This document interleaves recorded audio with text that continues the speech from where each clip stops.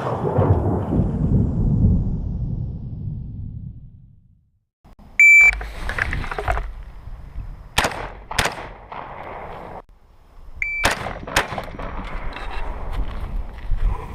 everybody, Aaron Cowan, Sage Dynamics. Today we're going to talk about your rifle zero distance and how that can affect your shooting, your point of aim, your point of impact. Drop it!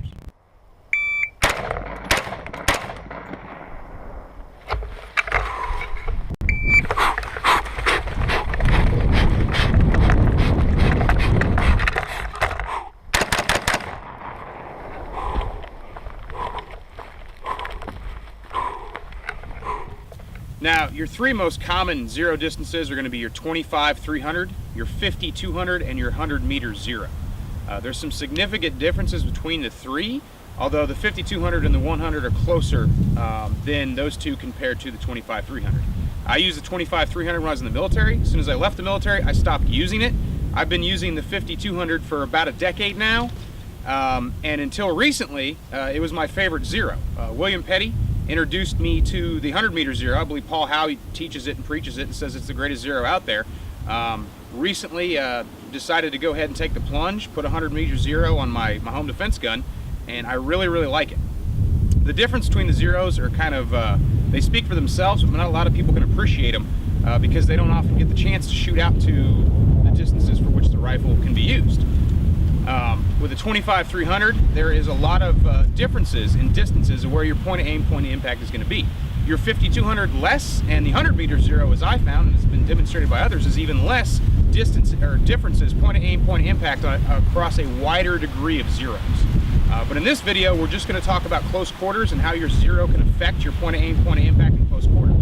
From left to right, we have a Head Down Products zeroed at 25-300, a PWS zeroed at 50-200, and a Noveske Seekins zeroed at 100 meters. Now, for this this demonstration zeros, I'm going to be using one of my three-dimensional threat targets.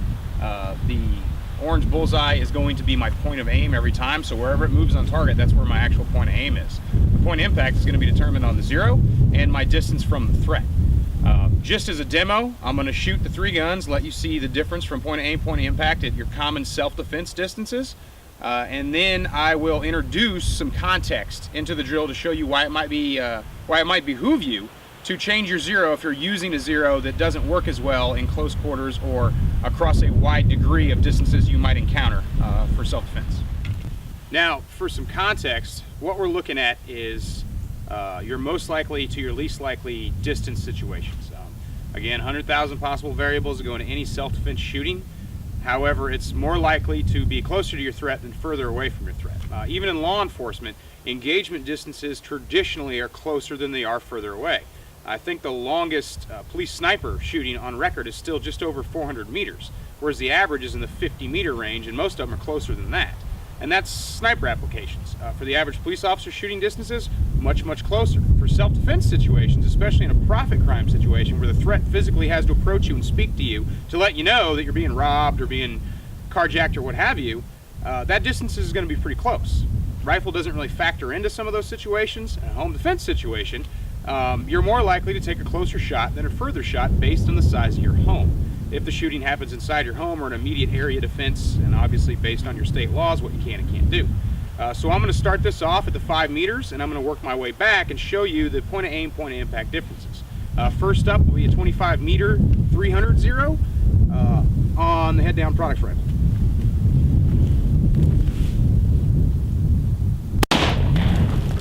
Now, close distances, if I can get the shot, I'm going to take the headshot. That's the only off switch in the body. I want that brainstem, that pons, that medulla oblongata, that midbrain. My point of aim would have been an ideal, the largest area of the brainstem. However, my point of impact was low. So if we're looking at bridge of the nose, my point of impact would have been just above the lip, the top lip, or maybe the end of the mouth. Is it still an off switch? Probably. But I want the bullet to hit where I want it to hit. I want my round here. So I'd have to adjust my point of aim higher, perhaps an inch, to hit exactly where I wanted that round to go.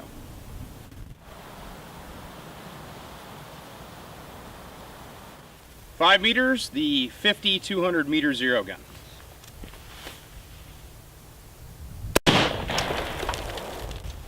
Now, point of aim, point of impact, we're in the lower lip, the jaw area, when my point of aim is the largest part of the brainstem. That's kind of significant. At 5 meters, this zero for a home defense situation may, depending on what you're looking for, may not be the best thing to do. If you don't, if you're not a fan of headshots, if it's not something you're looking for, if you don't think it's realistic for close ranges, then for a high thoracic hit, maybe this zero is going to work for you. But for close quarters, 5 meters for a headshot, you're definitely going to have to shift your point of aim to the crown of the head to get the area where you want the bullet to actually impact. Now the 100 meter zero.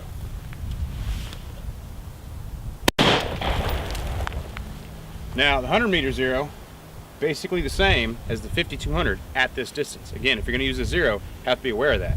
Your desired point of impact is in the most likely area to induce an immediate incapacitation. Crown of the head would probably be your best point of aim to get the round where you want it. All right, we're back at 10 meters. Go ahead and start things off with the 25 300 meter zero gun. Now, as you can see, at 10 meters with the 25 300 meter zero, there really is no appreciable difference, even precision accuracy difference, between point of aim and point of impact. That's where I wanted to hit, that's where I hit. All right, 10 meters, the 5200 meter zero gun.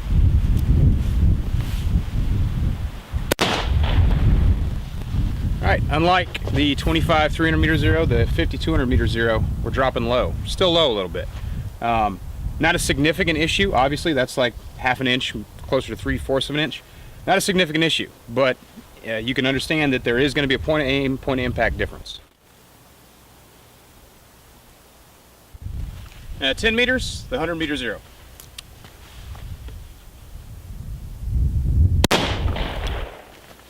You see our 100 meter, point of aim, point of impact, roughly the same. I can't tell the difference.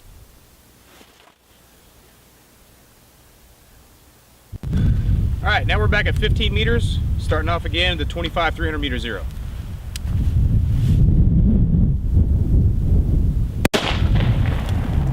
Now, based on distance, I switched my point of aim to the high thoracic cavity. It's doable, especially with a shoulder-fired weapon, but realistically, am I going to go for a headshot from that distance? Only if I have to. So I switched to the chest, my center mass hit, my point of aim.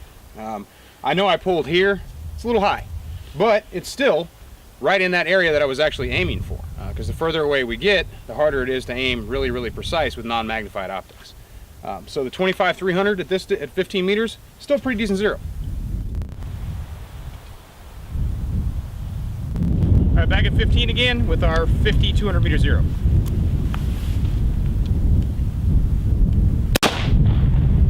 All right, from 15 meters, point of aim, point of impact, that's about right where I wanted it. As we get closer to the distances the rifles are zeroed for, we're going to see more accurate results when it comes to point of aim, point of impact. The rounds are going to be closer to where we want them to be.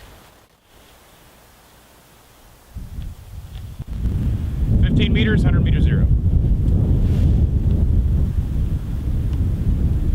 Now our 100 meter zero hit a little low. The obvious reason for that is we're still not getting closer back to the actual zero distance. So at closer ranges, we are going to have issues. The 25 300 and the 50 200 are both zeroed closer to the threat than our 100 meter zero. It's still an acceptable drop as far as I'm concerned. I know if I really have to hit right here, exactly right there, I just got to aim up about 1/4 to 1/2 inch. All right, now we're back at 25 meters, starting off with the 25 300 meter zero gun.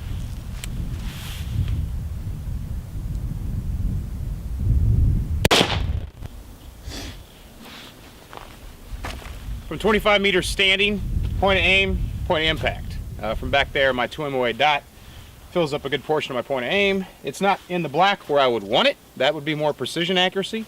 From a distance that far, I would have probably taken a kneeling shot if it was available to me, but I'm still happy with the results, and that's the zero distance. So that's what we can expect from a 25 300 meter zero gun. All right, 25 meters with the 50 200 meter zero.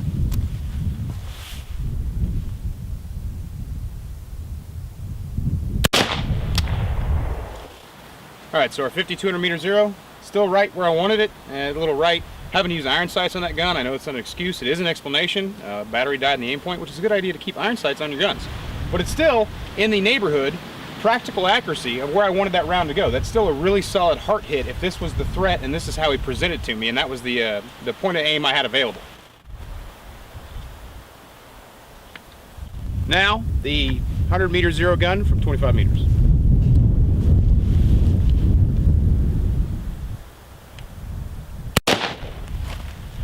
So my 100 meter zero, point of aim, point of impact.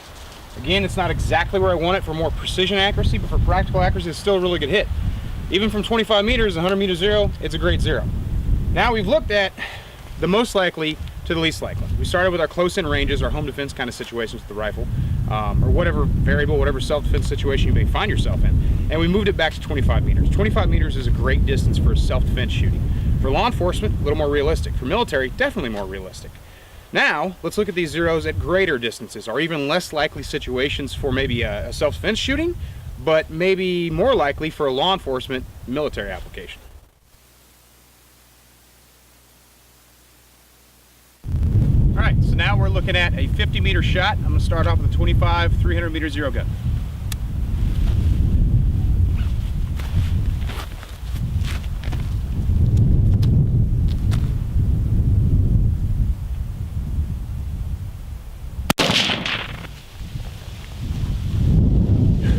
Really not that bad.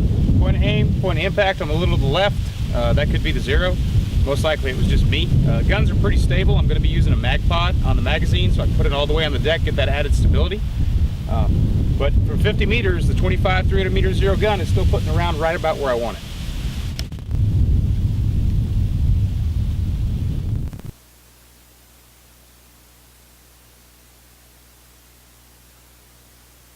Alright, so from 50 meters, my 50 meter 200 gun, point of aim, point of impact, exactly where I want it. That's exactly the distance it's zeroed for, your 5200. So this is what we should expect. Alright, 50 meters on 100 meter zero.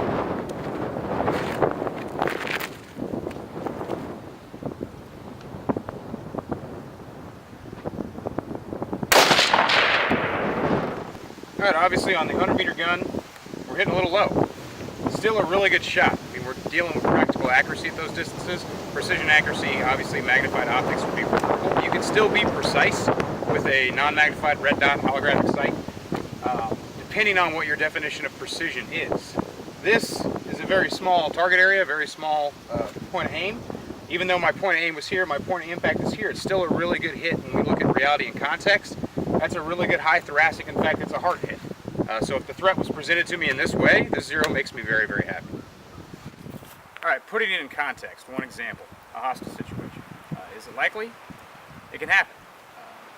Situation like this, be it a child that the bad guy's holding up, or an adult, a woman, someone who's slightly smaller than him, or maybe he's crouching down, you have very minimal exposure on your threat. The thoracic cavity is covered, you got a headshot available. Now, I've covered this before in my Know Your Limitations drill. It's a video you can check out, it's in the library. But this is a worst case scenario where rifle zero definitely comes into play. Either you're going to have to consciously remember, or if you've trained it enough, subconsciously just adjust your point of aim, point of impact, hold off. Crown of the head, may put the round where you want it. You may not even take this shot. Realistically, if you have the ability, the best idea would be to maneuver, try to get a flank shot, try to get them to open themselves up. But if this is the only shot you have available to you, say it's in a bedroom door or a bathroom door or in a hallway or something like that, and to protect life, you have to make that shot. This is what's available to you. This is where your rifle zero in a home defense situation or in a self-defense situation really comes into play. For law enforcement, definitely this situation could easily develop in a domestic dispute. Grab the patrol rifle out of the car, go inside, try to deal with it. Could develop in a yard. Who knows? There's 100,000 possible variables, 2 million possible variables. You can really use any number you want for the situation that can develop. But this is the shot we're going to look at because I consider this to be the most realistic worst case scenario. Does it have to be a person? No, it can be cover or concealment. But we don't have the same emotional connection and the same, I would say, and the same sense of urgency with a threat behind cover or concealment as we do as a threat with a hostage. You might find yourself in a situation, hopefully you never do, where you don't have an option. You have to make that shot to preserve life. So when it comes to rifle zero, something we want to look at. Is our zero going to best suit us for what we most likely we'll need our rifle for. I don't know what distance I'm at. I'm going to shoot, it's like between 10 and 7 yards, somewhere in that neighborhood. But again, self-defense situation, we don't always have those bright line distances, so we can't rely on the data we have in our head for those set distances when it comes to shooting. So I'm going to go ahead and take the shot and see if I can get it. And this is the 25 meter, 300 meter zero gun.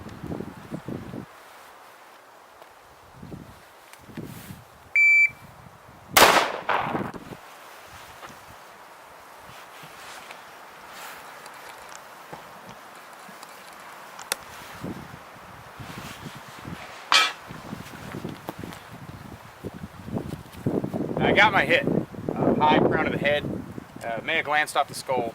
Again, so many possible variables that could have moved, any number of situations. It's not an optimal shot. I would have liked the shot actually to be a little lower. Obviously that increases the danger to my hostage, but defense of life situation, got to do what you got to do. I did consciously have to aim, had to hold over on this 25 gun because I knew there was going to be a serious point of aim, point of impact variance. So my point of aim was actually, the dot sat right on the top of the target, and that's my hit. All right, same distance, 5,200 meter zero gun.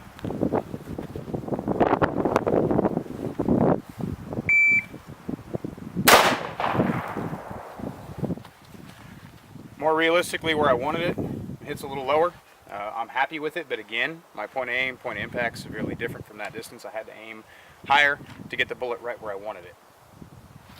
All right, 100 meter zero.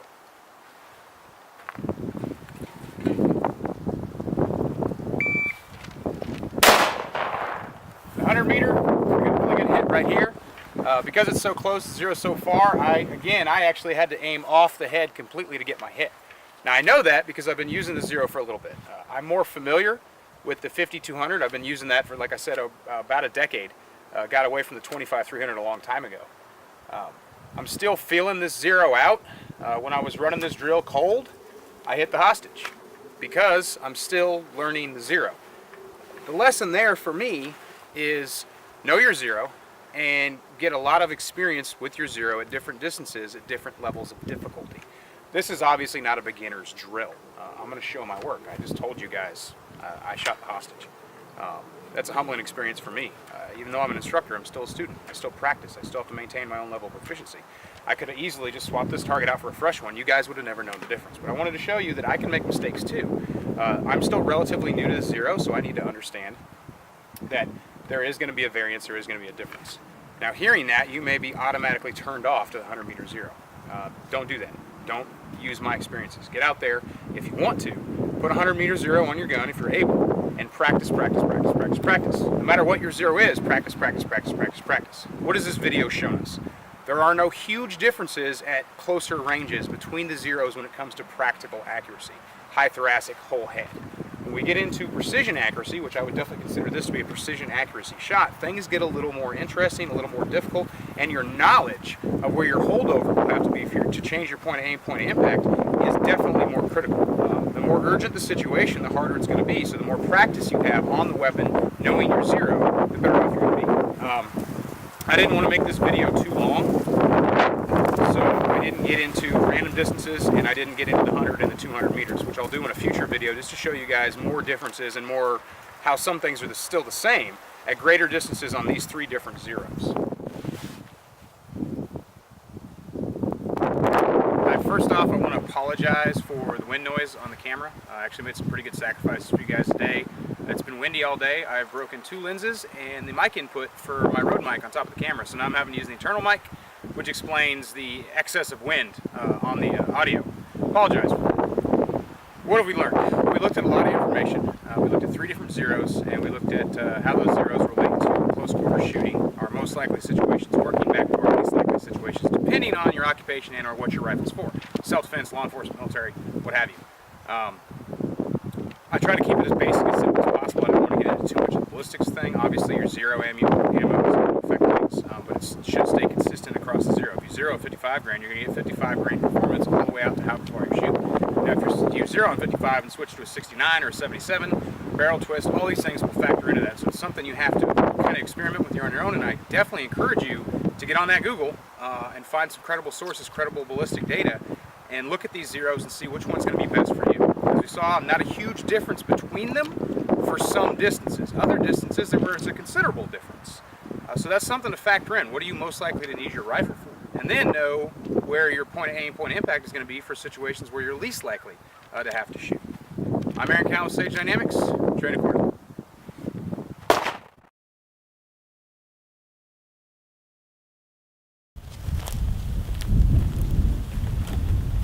It's a bullseye. This will probably be the only time you'll ever see me use one on a target, because people don't come with these. It's for science, man.